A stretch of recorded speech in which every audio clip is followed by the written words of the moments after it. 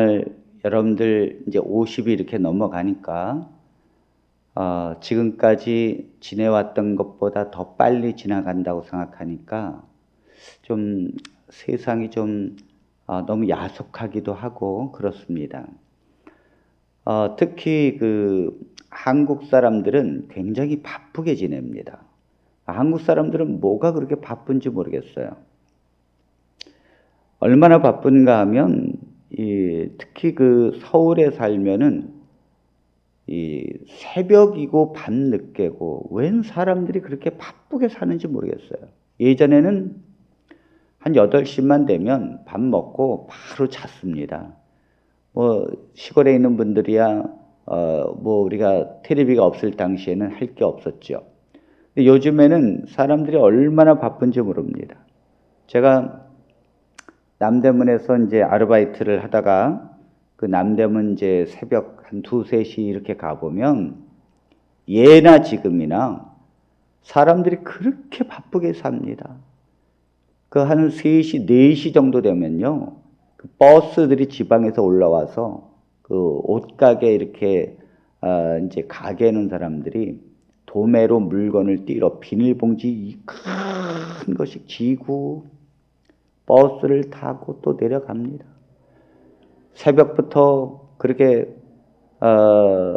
열심히 인생을 사는 수많은 사람들이 있습니다. 근데 이게 우리나라만 그런 게 아니에요. 세계적으로 지하철 아침에 이제 출근할 때 보면 이 세계적인 모든 출근길이 이렇게 바쁩니다. 얼마나 많은 사람들이 뭐 하기 위해서 저렇게 달려가는지 그렇게 콩나물처럼 사람들은 왔다 갔다 하면서 살고 있다는 거예요.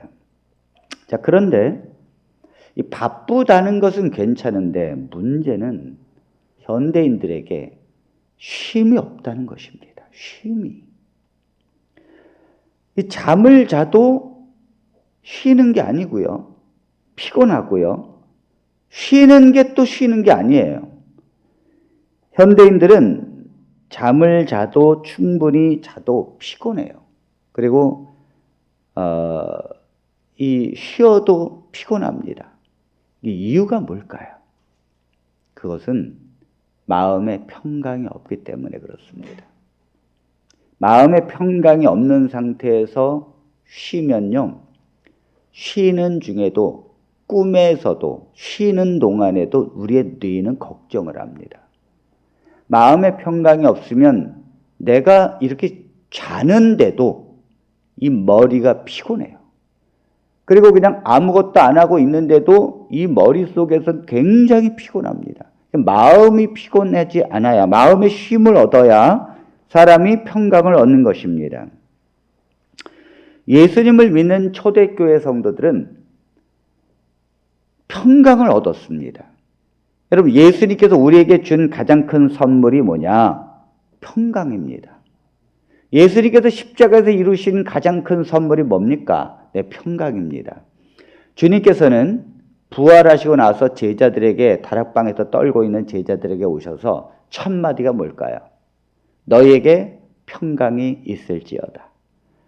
예수님을 믿는다는 것은 평강을 얻는 것입니다. 자, 누가복음 24장 36절 37절입니다. 이 말을 할 때에 예수께서 친히 그들 가운데 서서 이르시되 너희에게 평강이 있을지어다 하시니 그들이 놀라고 무서워하여 그 보는 것을 영으로 생각하는지라. 네, 주님은 부활해서 제자들에게 나타나셔서 첫 마디가 너희에게 평강이 있을지어다. 아멘. 예수님께서 우리에게 선물로 주고 싶은 것이 첫 번째가 평강이에요. 평강. 우리의 구원, 그게 첫 번째라고요? 아니에요. 구원은요, 사실상 우리가 죽고 나서가 제대로 이루어지는 거죠. 그렇다면 이 땅에서 우리가 사람들이 뭐랍니까? 구원은요, 받았다 그래도 받은 건 아는데 이 땅에서 근심 걱정이 떠날 일이 없어요. 그러잖아요. 어차피 우리가 죽고 나서 우리가 구원을 받은 것이 틀림없는데 문제는 이 땅에서 얻어지는 치유의 첫 번째가 평강이라고 하는 거예요.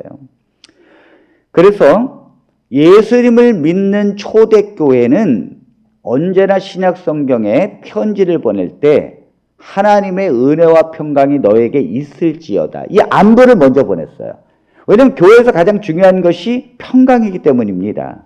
자, 에베소서 1장 2절을 봅니다. 하나님 우리 아버지와 주 예수 그리스도로부터 은혜와 평강이 너희에게 있을지어다. 네, 에베소 교회 성도들에게 보냅니다. 하나님 우리 아버지와 주 예수 그리스도로부터 은혜와 평강이 너에게 있을지어다. 아멘. 이게 안부예요. 이게 안부예요. 그래서 초대교인들은 인사를 뭘로 했습니까? 샬롬, 샬롬 그랬잖아요. 이게 히브리어로 평강, 평화라는 뜻입니다. 자, 빌립보서 1장 2절 여기에도 또 이렇게 말합니다. 하나님 우리 아버지와 주 예수 그리스도로부터 은혜와 평강이 너희에게 있을지어다. 네, 빌립보 교회에도 편지를 쓰면서 제일 첫 번째가 뭐예요? 너희에게 은혜와 평강이 있을지어다. 자, 빌레몬서 1장 3절입니다. 하나님 우리 아버지와 주 예수 그리스도로부터 은혜와 평강이 너희에게 있을지어다. 네, 빌레몬의 집에 있는 교회에게 보내도 역시 똑같아요. 이 편지서에서 시작할 때와 마칠 때 언제나 하나님의 평강이 너희에게 있을지어다. 그러니까 하나님의 본 뜻은 우리가 이 땅에서 하나님의 평강을 가지고 사는 것을 하나님은 그렇게 바라신다는 것입니다. 이 시간 하나님께서 가장 바라시는 게 뭐예요? 우리가 평강을 얻는 것인 줄로 믿습니다. 평강이 임하는 것입니다. 평강. 그런데 이 평강을 얻는 것이 예수님 믿는 축복인데 왜 예수님을 믿는데도 내게는 왜 평강이 없을까? 왜 우리가 예수님을 믿는데도 내게는 평강이 없고 이렇게 마음이 답답하지요? 왜 내게는 평강이 없을까요? 초대교인들에게도 평강이 있었고 하나님께서 평강이 주시는 하나님의 놀라우신 축복이라고 그랬는데 왜 우리에게는 평강이 없을까? 그것은요, 예수님을 율법적으로 믿기 때문이에요. 우리가 예수님을 믿는데도 왜 평강이 없을까? 그건 예수님을 많은 현대인들이 율법적으로 예수님을 믿어요. 자, 율법적으로 예수님을 믿는다는 게 무슨 뜻인가요? 그것은 주일날 교회에 갔다 오는 것으로 신앙하는 거예요. 내가 하나님께 11조를 드림으로 그냥 신앙하는 거예요. 내가 종교 생활은 잘합니다. 그런데 그것이 습관적이고 종교적이에요. 다시 말해서 예수님을 믿지는 못합니다. 여러분, 교회 다니는 사람들이 얼마나 이렇게 살 수 있을까요? 많은 사람들이 이렇게 산다고 생각합니다, 저는. 왜냐하면 이 코로나의 위기 속에서 보면 금방 알 수 있어요. 이 코로나의 위기 속에서 성도들이 종교적으로 습관적으로 신앙생활을 해왔다는 증거가 있습니다. 왜요? 이 코로나 속에서 사람들은 벌벌 떨고 있으니까. 사람들은 평강을 잃어버렸으니까. 아니, 예수님 믿는다면 예배를 드리지 않아도 이 평강이 와야 합니다. 코로나 속에서, 어려움 속에서 인도는 30만 명이 넘는 사람들이 하루 확진자고요. 몇천 명이 죽어갑니다. 화장터에 더 이상 화장할 수가 없어요. 이런 눈물과 애통이 있는 가운데서도 평강을 얻을 수 있을까요? 여러분, 정말 저 태평양 한가운데 내가 탄 배가 바다에 의해서 철썩하면서 막 풍랑으로 거의 쓰러지려고 하고 거의 배가 침몰 직전으로 가고 있는데도 나는 평강을 과연 얻을 수 있을까?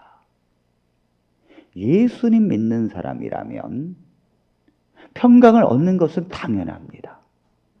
그런데 과연 내가 그렇게 될 수 있을까요?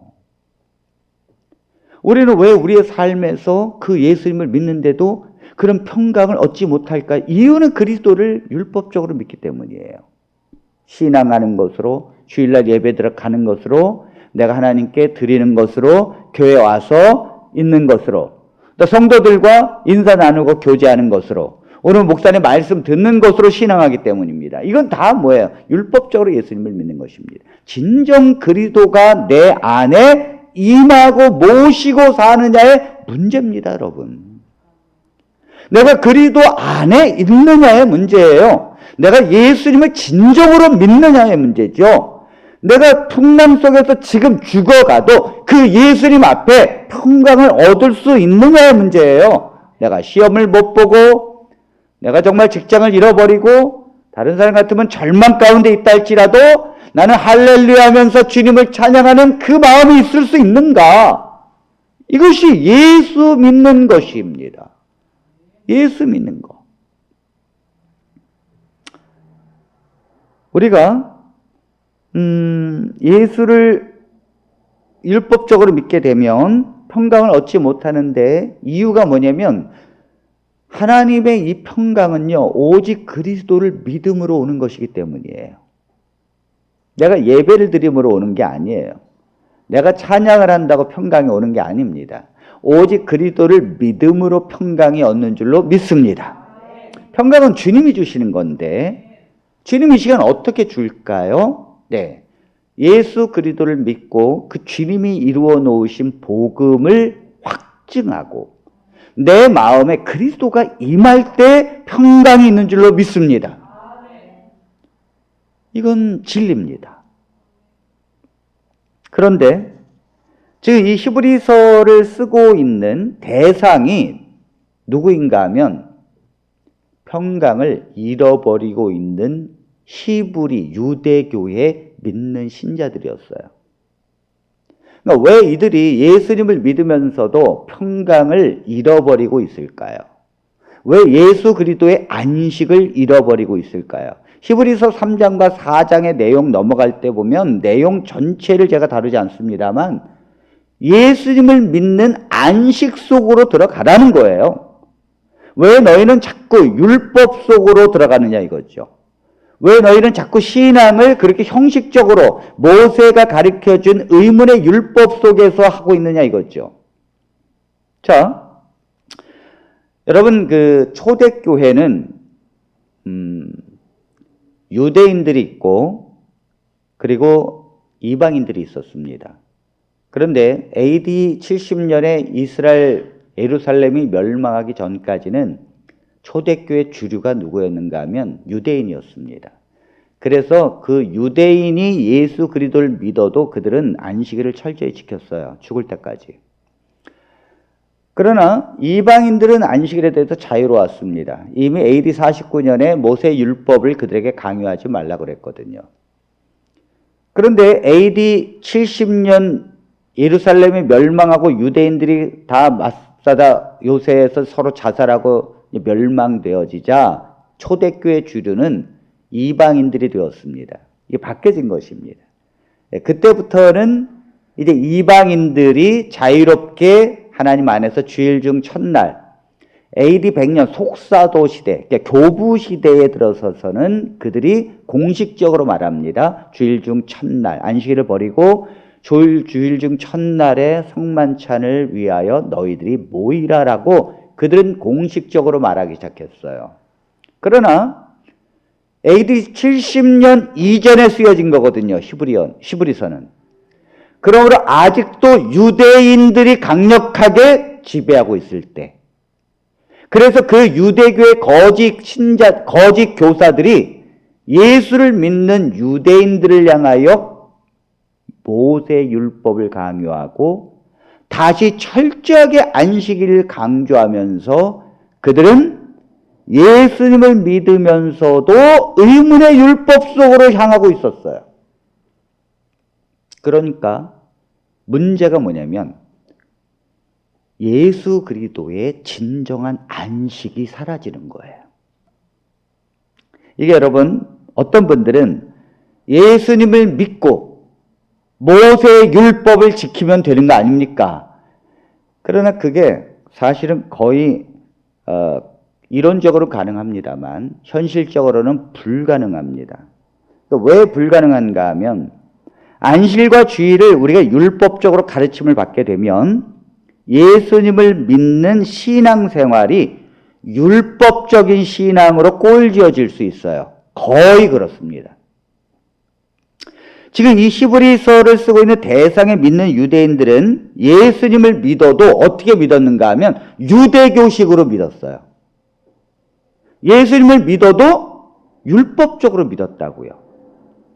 왜냐하면 그들은 신앙을 율법으로 시작했기 때문입니다. 여러분, 우리가 신앙의 기초를 무엇으로 쌓느냐는 매우 중요한 거예요. 왜 유대인들이 예수 그리스도를 믿는 것이 이렇게 힘든가 하면 그들의 신앙은 율법적으로 시작됐기 때문이에요. 그래요. 여러분, 유대인들의 신앙을 우리가 본받자고 우리가 그러는데 기독교가 잘못 이해하고 있습니다. 왜냐하면 유대교의 신앙은 절대 본받아서는 안 돼요. 유대인들의 신앙을 본받다가 큰일 납니다. 왜냐하면 유대인들은요, 도서관이 다르다 그러죠. 도서관이. 어떻게 도서관이 다른가 하면 우리는 도서관에 가면 조용해야 되는데 이 이스라엘의 유대인들은 도서관 가면 정신이 없어요. 왜냐하면 그들은 서로 토론합니다. 그러면서 성경을 토론하고 토라, 율법을 외웁니다. 그리고 무조건 외우고 무조건 순종이에요. 그러면서 하나님을 배웁니다. 근데 이것이 철저하게 사실 잘못된 거예요. 왜냐하면 그런 신앙 속에서는 예수 그리스도가 들어갈 수 없습니다. 예수 그리스도는 그렇게 해서 형성되는 게 아니에요. 우리가 예수 그리스도를 토론해서 배워지는 것이 아닙니다. 성경을 토론해서 논리적으로 우리가 이해되는 것이 아니에요. 하나님을 인간이 토론하고 알 수 있을까요? 신이라는 건요, 그냥 믿어야 되는 것입니다. 아멘. 신은요, 우리가 생각할 수 없는 거예요. 아니, 저 개미가 어떻게 인간을 알고 논하고 쪼개고 토론하고 인간을 이해합니까? 그게 아니에요. 하등의 동물은 고차원적인 신을 그냥 믿어야 되는 것입니다. 아멘. 그래서 하나님이 사람과 논리를 피려고 하지 않아요. 자, 그런데 이 히브리 유대인들은 율법적으로 배웠기 때문에 안식일을 철저히 지켰어요. 안식일을 철저히 지키면서 예수님을 믿게 되니까 진정한 안식이 없는 것입니다. 처음에 무슨 신앙을 하는가가 굉장히 중요합니다. 그래서 안식일 교회에서 나온 분들은 죄송합니다만 예수 그리스도를 배워도 평생 동안 쉽지 않을 것입니다. 그건 확실해요. 평생 동안 쉽지 않아요. 왜냐하면 안식일 교회에서 계셨던 분들은 율법적으로 먼저 신앙을 배웠어요. 안식일을 배우고 철저하게 십계명을 배웠습니다.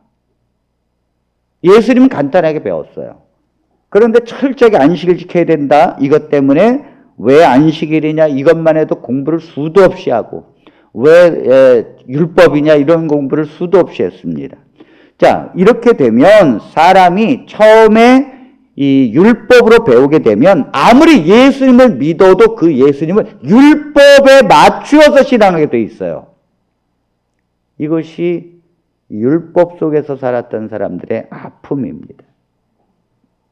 제가 진돗개를 길렀는데 그 요만한 제가 오남교에서 진돗개를 한 2달 된 거를 데려와서 길렀는데 야, 이 진돗개가 똑똑하긴 합니다. 저를 무지무지 잘 따랐는데 제가 이제 오남교회를 떠나야 되니까 이 진돗개를 어떻게 해야 되지? 그래서 이제 안동에 부모님 계신데 산에다가 갖다 놨어요. 그래서 이름은 진돗개가요, 저희 아버지하고 어머니를 안 따라요. 그리고는 제가 6개월 만에 나타나잖아요. 그러면 제가 벌써 저기 먼데 오는데도 막 껑충껑충 난리가 납니다. 오직 주인은 뭐예요? 저밖에 몰라요. 그러니까 이 진돗개가 처음에 주인이 저거든요. 처음에 전데 그 뒤에 주인들이 아무리 잘해줘도 이게 의미가 없는 거예요. 여러분, 신앙이 율법적인 신앙으로 배우게 되면 아무리 예수님을 믿어도요, 그 예수님을 율법 속에 가둬버린다니까요. 그래서 정죄하게 된다니까요.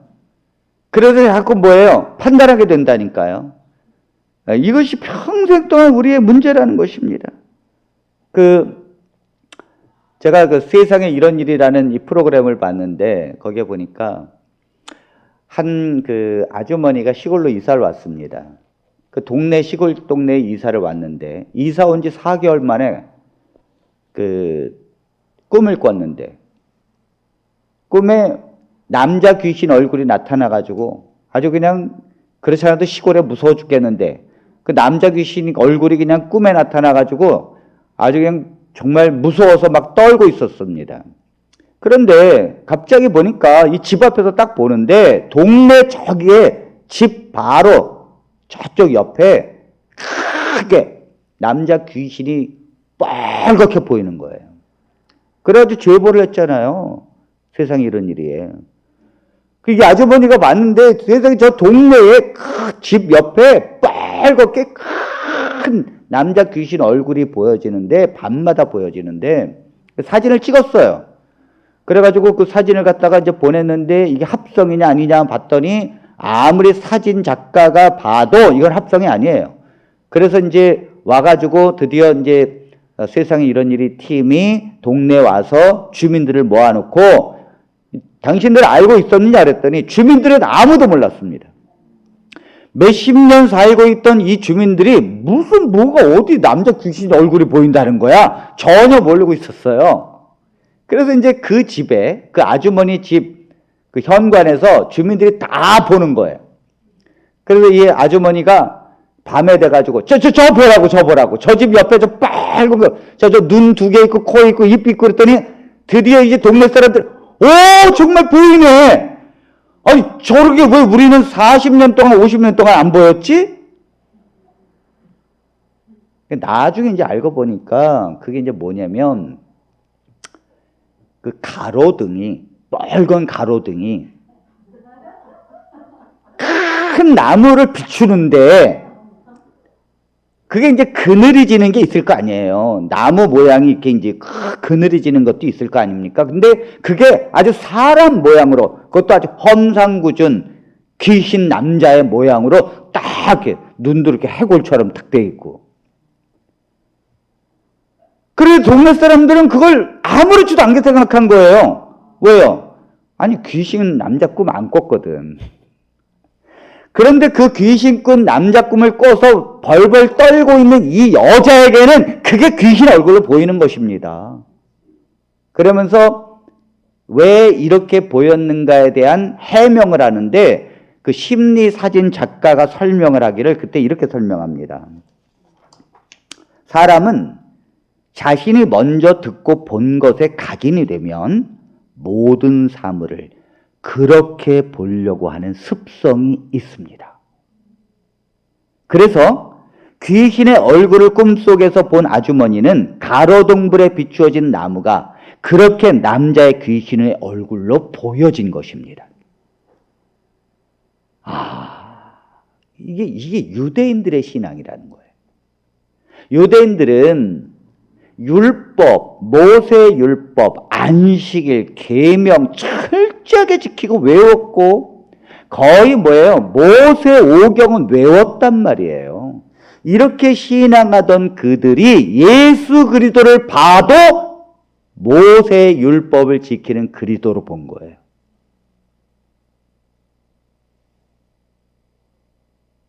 이것이 왜 유대인들이 예수님의 안식 속에 들어올 수 없는지를 지금 설명하는 것입니다. 자, 히브리서 4장 1절로 2절입니다. 그러므로 우리는 두려워할지니 그의 안식에 들어갈 약속이 남아 있을지라도 너희 중에는 혹 이르지 못할 자가 있을까 함이라. 그들과 같이 우리도 복음 전함을 받은 자이나 들은 바 그 말씀이 그들에게 유익하지 못한 것은 듣는 자가 믿음과 결부시키지 아니함이라. 자, 여러분 이 말씀을 보십시오. 그러므로 우리는 두려워할지니 그의 안식에 들어갈 약속이 남아있을지라도 너희 중에 혹 이르지 못할 자가 있을까 함이라. 자, 여러분 예수님을 믿으면 평강의 축복이 있다고 했습니다. 이것은 누구에게나 주어지는 축복인 줄로 믿습니다. 누구든지 예수 그리스도를 믿으면 은혜와 평강이 있습니다. 마음에 평강이 있어요. 그걸 안식이라고 합니다. 안식. 그런데 누구든지 예수님의 안식에 들어올 수 있습니다. 그분이 이루어 놓으신 십자가의 은혜의 안식에 들어올 수 있어요. 아직도 이 자리는 수도 없이 남아 있다는 것이죠.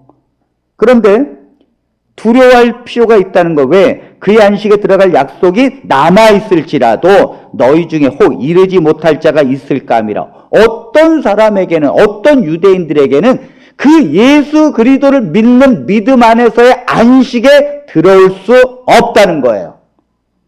그럼 누가 못 들어오느냐? 왜 못 들어오느냐? 왜 못 들어오죠? 거기 2절. 그들과 같이 우리도 복음 전함을 받은 자이나 들은 바 그 말씀이. 자, 복음에 대해서는, 예수 그리스도의 복음에 대해서는 다 뭐예요? 들었다는 거예요. 똑같이. 그들에게 유익하지 못한 것은 듣는 자가 믿음과 결부시키지 아니함이라. 여러분, 이스라엘 백성들에게도 광야에 나와서 그들에겐 복음이 있었습니다. 그 복음이 뭘까요? 저 적각불이 흐르는 땅, 가나안에 하나님께서 인도해 주신다는 것입니다. 그것이 그들에게 복음이었어요. 그런데 그들이 왜 그런 하나님의 복음을 듣고도 가나안에 못 들어갔죠? 그들이 왜 못 들어갔다는 거예요? 성경에. 믿음이 없어서 못 들어갔다는 거 아닙니까? 믿음이 없어서. 다시 말해서 똑같다는 거예요. 지금 예수 그리스도가 이 땅에 오셔서 우리에게 복음을 전해 주셨습니다. 그런데도 유대인들은 절대 그 예수 그리스도가 주는 안식에 들어올 수 없을 것이다. 왜냐하면 그 예수 그리스도를 듣지만 믿음과 결부시키지 않았기 때문에. 다시 말해서 그분을 믿고 영접하지 않았기 때문에, 그분은 믿음으로 십자가의 은혜 속에 들어오지 못하기 때문에 그들이 아무리 들어도 예수 그리스도가 주는 안식 속으로 절대 그들은 축복받지 못할 것이라는 거예요. 여러분, 교회에 우리가 다니는데도, 신앙을 하는데도, 내가 예수님을 믿는데도 내게는 왜 평강이 없을까? 여러분, 예수님을 믿으면요, 그냥 여러분들이 흰 백지에다가, 백지 같은 마음에다가 오직 예수 그리스도의 복음이 딱 떨어지게 되면 은혜와 평강이 넘칩니다. 그런데 왜 우리는 예수 그리스도를 믿지 못하지요? 율법적으로 신앙해왔기 때문에. 그런 종교에 익숙해져 있어요. 그러므로 내가 주일날 예배를 드리면 되고, 내가 하나님 앞에 이렇게 하면 그것이 신앙이라고 생각합니다. 믿음과 결부시키지 않았다는 거예요. 여러분, 풍랑 속에서 내가 물속에 빠져 죽는다 할지라도 주님을 믿으면, 주님이 내가 죽는다 할지라도 나를 구원해 주시고 나를 영원한 생명으로 인도해 주실 걸 믿으면 그냥 죽으면서도 아멘하고 기쁜 거예요. 이게 믿음이에요. 어디든지 평강을 얻을 수 있는 것이죠. 제자들을 보면, 제자들은 예수님께서 나타나셔서 부활하셔서 하나님 나라의 일과 십자가의 은혜를 가르쳐 주었습니다. 그리고 이 은혜를 받은 제자들이 드디어 평강을 얻기 시작합니다. 주님이 주시는 안식이죠. 이거를 얻은 뒤에 사도행전 12장에 보면 베드로가 감옥에 갇히지 않습니까? 그 야고보를 칼로 죽인 다음에 베드로도 죽이려고 감옥에 들어갑니다.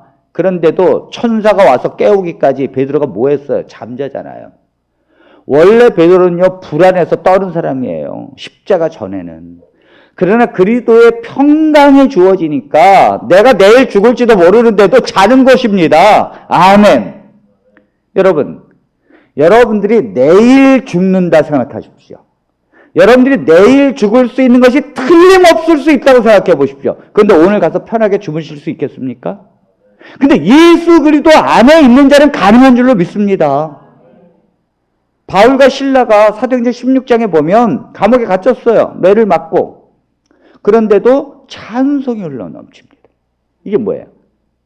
지금 죽을 지경인데 상황은 어떻게 그들은 이런 안식과 평강을 얻을 수 있죠? 주님을 믿는 믿음 안에서입니다. 아멘. 믿음입니다. 믿음. 믿음을 그렇게 강조하는 거예요. 그리스도를 믿는 믿음. 자, 히브리서 4장 3절의 말씀을 봅니다. 이미 믿는 우리들은 저 안식에 들어가는도다. 그가 말씀하신 바와 같으니 내가 노하여 맹세한 바와 같이 그들이 내 안식에 들어오지 못하리라 하셨다 하였으나 세상을 창조할 때부터 그 일이 이루어졌느니라. 자, 여러분, 이 말씀을 이해하는 하나님의 성령의 축복이 있게 되기를 바랍니다. 자, 이 말씀을 잘 보십시오. 이미 믿는 우리들은, 이것은 사실상 제자들이에요. 성도들입니다. 그런데 이미 예수 그리스도를 믿는 우리들은 저 안식에 들어가는, 저 안식이 뭐예요? 예수 그리스도께서 이루어 놓은 안식입니다. 주님의 안식일이에요. 주님의 안식입니다. 근데 그 안식에 들어가는도다. 자, 그가 말씀한 같이, 그가 누구예요? 예수 그리스도께서 말씀하신 바와 같이 내가 노하여 맹세한 바와 같이 그들이 내 안식에 들어오지 못하리라 하셨다 하였으나, 자, 이건 언제 얘기한 것입니까? 예수님이 이스라엘 백성들을 출애굽해서 구약의 광야에 있는 백성을 향하여 말씀하신 분은 그리스도 하나님이십니다. 그런데 예수 그리스도께서 그들이 믿지 아니하므로 너희들은 저 안식에 들어갈 수 없다라고 분노하셨어요. 그래서 이스라엘 백성들은 들어갔습니까? 못 들어갔습니까? 못 들어갔잖아요. 40년 동안 다 죽을 때까지 못 들어갔잖아요. 자, 그렇게 내가 노하여 맹세한 바와 같이 그들이 하나님을 결국 불신해서 모세를 죽이려고 하고 모세를 불평하고 하나님께 불평하고 원망하는 것은 하나님을 믿지 못한다는 거예요. 그렇기 때문에 하나님이 분노해서 너희들은 절대로 저 가나안 땅, 저 안식에 들어갈 수 없다. 젖과 꿀이 흐르는 땅에 들어갈 수 없다 하셨다 하였으나, 보십시오. 세상을 창조할 때부터 그 일이 이루어졌었느니라. 자, 이게 무슨 말인가 하면, 내가 이스라엘 백성들한테 저들은 안식에 결코 들어가지 못할 것이다 라고 말했는데, 사실 안식에 들어가지 못한 건 이스라엘 백성들이 가나안에 못 들어가는 것뿐만 아니라 창조 때부터 이미 못 들어갔다는 거예요. 못 들어간다라고 말한 것이 이미 창조 때부터 됐다는 거예요. 이게 무슨 말인가 하면, 잘 보십시오. 이스라엘 백성들이 후대 1세대가 죽고 나서 2세대가 들어갔잖아요. 근데 2세대가 가나안에 들어가서 안식을 얻었나요? No. 성경은 아니라고 말합니다. 왜냐하면 그 히브리서 4장에 다 나와요. 여호수아가 그들에게 안식을 주었더라면 오늘날 예수를 왜 보냈겠느냐, 이 말이 나와요. 못 줬다는 거죠. 여호수아도 이스라엘 백성들 2세대를 가나안으로 들어가게 했지만 그들은 안식을 누리지 못했다는 거예요. 왜요? 자, 여러분, 가나안에 들어갔어도 전쟁만 하고 살았습니다. 쉴 틈이 어디 있습니까? 들어가서 그 다음에 미디안이 쳐들어오지요. 블레셋이 쳐들어오죠. 애굽이 쳐들어오죠. 쉴만 하니까 에돔이 쳐들어오죠. 또 암몬이 또 쳐들어오죠. 그 다음 바벨론 쳐들어오죠. 아이고, 가나안에 들어가서는요 정신없이 살았어요. 쉼이 어디 있습니까, 여러분? 결코 하나님이 노하셨어요. 너희들은 내 안식에 들어올 수 없다고요. 그런데 안식에 들어온 게 언제부터 그럼 못 들어왔느냐? 실상은 창조 때부터 이미 못 들어왔다는 거죠. 창조 때 어떻게 왜 못 들어왔습니까? 자, 하나님께서 여섯째 날 사람을 창조하시고 일곱째 날에 창세기 2장 1절로 3절에 안식하시니라 이렇게 나와요. 이 말은 하나님이 힘들어서 쉬었다는 말이 아니고 여섯째 날 사람을 창조해 놓고 하나님이 그 이후에 안식하시니라. 이 말은 하나님이 평강 위에 사람이 살 수 있도록 안식을 보장해 놨다는 거예요. 아멘입니까? 성경을 이해하는 우리 눈을 길러야 합니다. 그래서 에덴 동산에 아담이 딱 창조되고 하와가 창조되어졌을 때 그들은 마음의 깊은 안식 속에서 시작됐어요. 부모가 그 모든 준비를 다 해놓고 이 자녀를 출산하듯이. 그런데 이 안식은요, 잘 보세요. 육체적으로 쉬는 안식이 아니에요. 육체적으로 쉰다고 안식을 얻는 게 아니에요. 이 쉼이라는 건 뭐냐면, 이 안식하시니라 이 말은 하나님과 인간의 관계가 평강이 있다는 것이죠. 사람이 진정한 안식은 어디서 오는가 하면 관계 속에서 옵니다. 그 마음에서부터 오는 거예요. 그러니까 하나님과 에덴 동산에서의 아담과 하와는 죄가 있기 전에는 완벽한 안식, 하나님과 우리와의 관계가 하나였어요. 그래서 하나님을 보면서도 기쁘고 주님이 저를 보면서도 행복하고 아무런 문제가 없는 안식을 일곱째 날에 하나님이 이루셨다는 것입니다. 아멘. 문제는 선악과를 따먹고 죄에 거함으로 그 안식이 깨져버렸어요. 그 안식을 잃어버린 거예요. 그래서 선악과를 따먹고 하나님 낯을 피해버렸어요. 그러니까 하나님이 아담아 어디 있느냐? 숨었어. 우리가 엄마와 딸 사이가 얼마나 좋습니까? 친구 같아요. 너무도 사이가 좋은 거죠. 근데 이 딸아이가 죄를 지면요, 그때부터 집에 못 들어와요. 엄마하고 금이 깨지는 거예요. 어딜 들어옵니까? 그 문제가 해결되어져야 들어오는 거예요. 못 들어오는 거예요. 안식이라고 하는 개념은 부모와 자식 간의 이 죄 문제, 관계의 문제예요. 안식일을 제정해 놓았다는 게 아닙니다. 자, 그런데 그것이 안식에 너희가 들어오지 못할 것이다. 이건 가나안에 너희가 들어가지 못할 것이다 라고 한 말인데 실제로는 창조 때부터 이미 안식에 들어오지 못했다 이 말입니다. 이게. 뭐 때문에? 죄 때문에. 죄 때문에 너희들은 처음부터 안식에 들어오지 못하고 있었다는 거죠. 그런데 여기 히브리서 4장 4절로 5절에 있는 말씀을 봅니다. 제7일에 관하여는 어딘가에 이렇게 일렀으되 하나님은 제7일에 그의 모든 일을 쉬셨다 하였으며 또 다시 거기에 그들이 내 안식에 들어오지 못하리라 하였으니. 자, 이 말씀을 보십시오. 제7일에 관하여는 어딘가에 이렇게, 어딘가가 어디예요? 그게 바로 창세기 2장 1절로 3절이에요.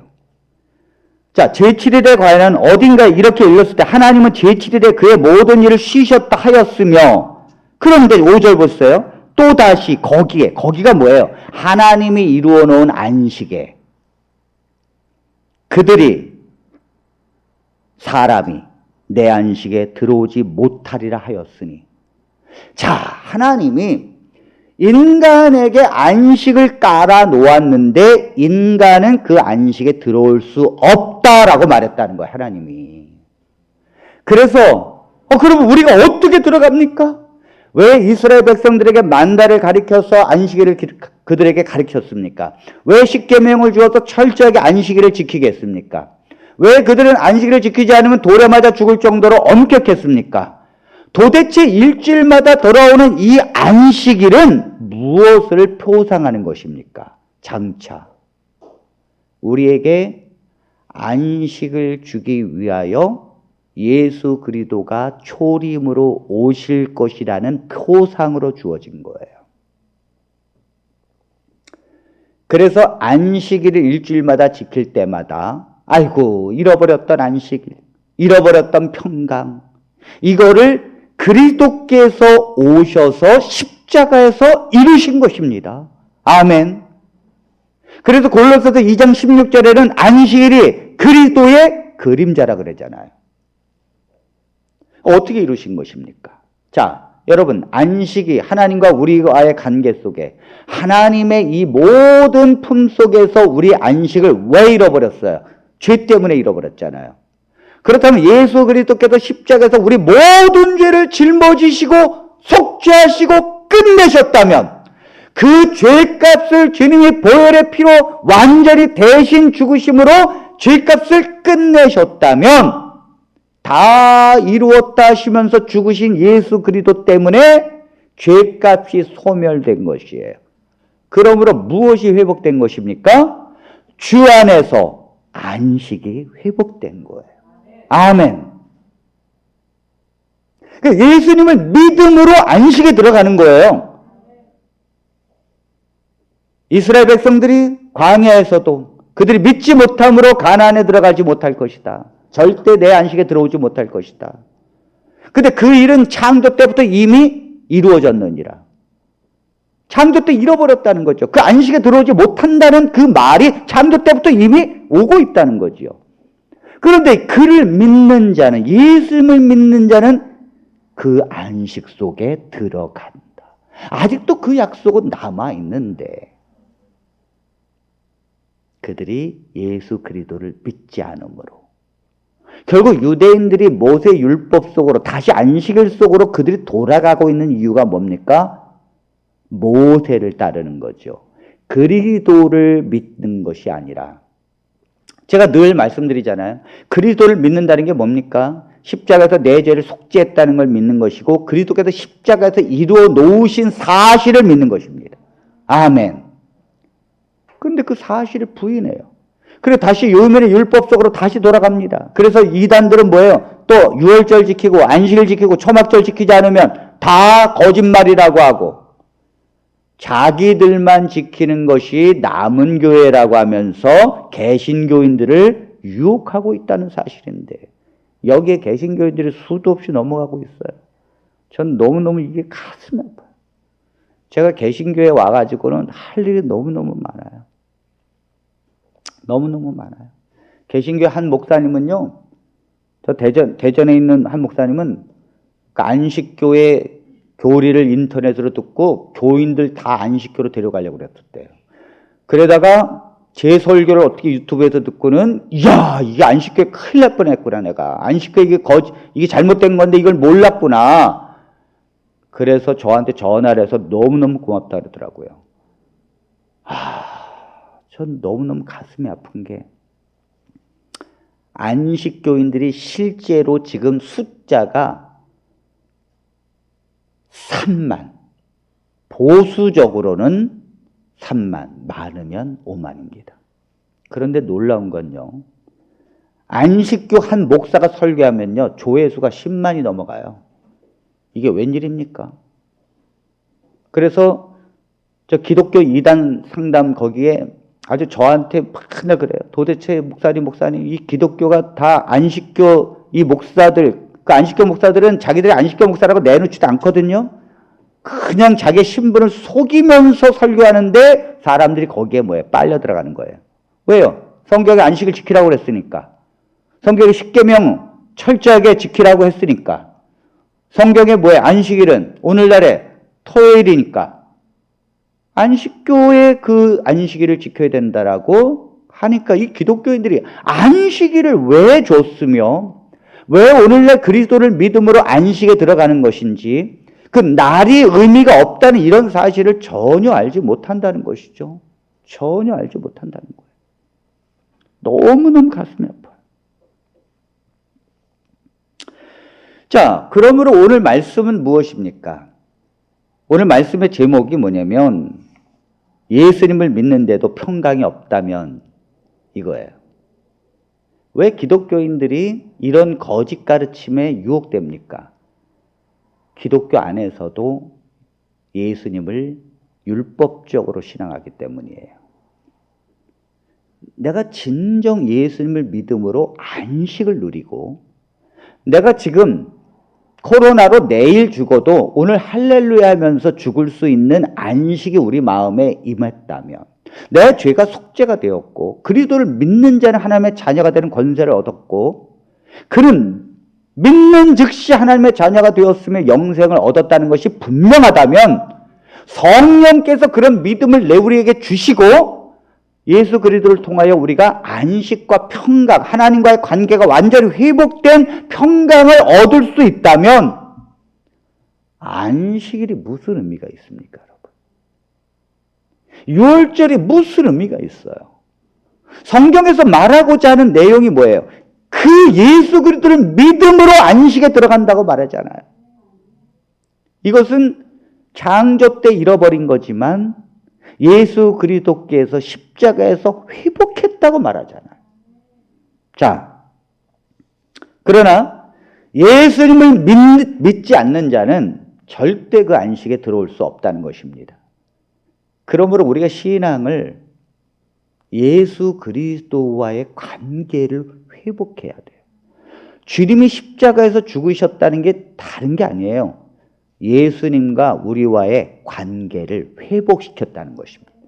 우리 예수님을 믿는다는 게 뭡니까? 그 회복시킨 걸 받아들이는 거예요. 그걸 믿는 거예요. 하나님이 내가 죄에서 너의 모든 죄를 짊어지고 십자가에서 속죄했다. 그러므로 수고하고 무거운 짐진 자들아 다 내게로 오라. 내가 너희를 쉬게 하리라. 아멘. 예수님을 믿는 자, 여러분들이 만약 하얀 도화지 위에 예수님이 나를 위해서 십자가에 달려 돌아가셨고 내 죄를 속죄하셨으며 그분은 나를 사랑하시고 나를 너무너무 사랑하셔서 십자가에서 죽기까지 사랑하셨고 확증하셨다니 내가 하나님의 자녀가 되었고 내 모든 일평생의 죄들이 다 주 안에서 용서받았다는 확신을 얻게 되면 단 30분을 들어도요 마음에 평강이 오는 것입니다. 아멘. 그럼 백지가 돼야 돼요. 여러분들이 백지가 돼야 돼요. 여러분들이 가지고 있는 신앙을 매일매일 지워야 합니다. 그리고 매일매일 깨끗한 복음으로 여러분들이 새롭게 써야 합니다. 여러분들이 매일 매순간 오늘도 이제 집에 가서 주무시기 전에 우리가 오늘 지은 죄가 있지요. 그 죄를 하나님 앞에 진심으로 내려놓고 왜요?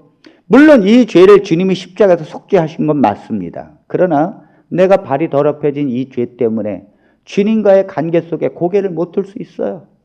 그리고 그 관계 속에서 하나님과의 완전한 회복의 경험이 깨질 수 있습니다. 그러나 하나님이 그 자녀의 신분을 깨트린 건 아니에요. 아멘입니까? 근데 사단이 우리를 자꾸 장난쳐요. 너 죄가 있으니 너한테 성령이 임하지 않지? 그럼 넌 하나님의 자녀가 아니야 이제부터. 자꾸 사단이 그렇게 얘기합니다. 그럼 그렇지 않아요. 하나님의 자녀된 신분은 영원한 것입니다. 여러분들이 자녀가 죄가 있다고 해서 여러분들이 자녀를 호적에서 빼겠습니까? 아니 부모도 그렇게 하지 않는데 하나님은 우리를 그렇게 할 일은 없어요. 자, 주님이 믿지 않는 자들은 결코 들어올 수 없다고 말한 이유가 있습니다. 자, 갈라디아서 마지막 절 4장 4절로 6절입니다.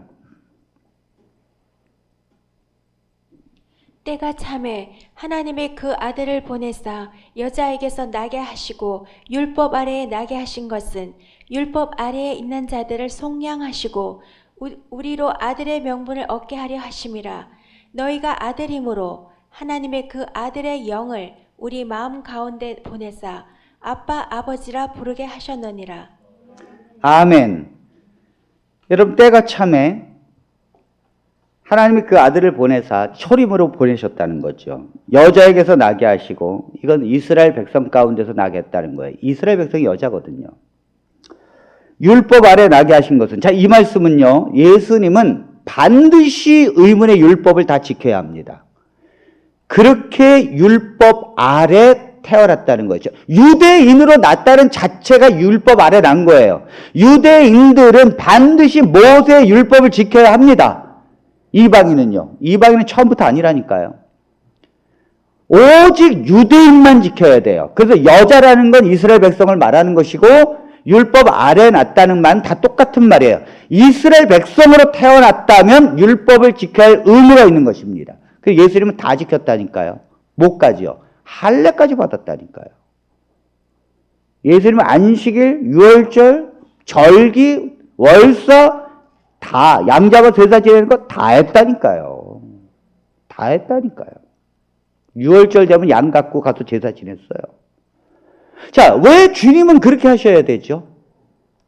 왜 주님은 하나님인데 마치 율법 아래 나서 율법 속에서 꼼짝 못하게 사셨죠? 그 이유가 여기 5절. 율법 아래 나게 하신 것은 율법 아래 있는 자들을 속량하시고. 아멘. 우리 모두는 다 율법 아래 있어요. 이게 무슨 말인가 하면 모세의 의문의 율법을 지켜야 될 모든 의무가 있는 자들이었습니다. 그런데 우리는 다 못 지켰어요. 다 못 지켰어요. 한 사람도 못 지켰어요. 그러므로 율법에 의하면 다 죽어야 합니다. 구원 못 받습니다. 다 사망합니다.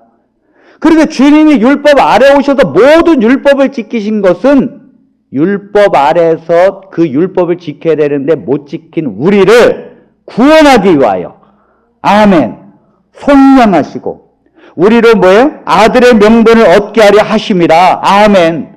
우리를 율법 아래 있는 우리를 다 죽어야 된 우리를 구원하시고 아들의 명분을 얻게 하기 위해서 주님이 율법 아래에 오셨다는 거예요. 그러므로 우리가 의문의 율법을 지킬 의무가 있습니까? 없습니까? 지금 믿는 자들은 없습니다. 성경은요 율법에서 해방되었다고 나와요.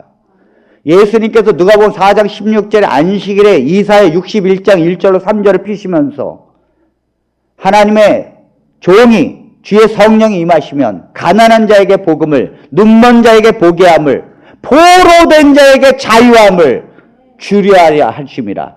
은혜의 해를, 희년을 선포하게 하려 하십니다. 주님이 이것 때문에 오셨다는 거예요.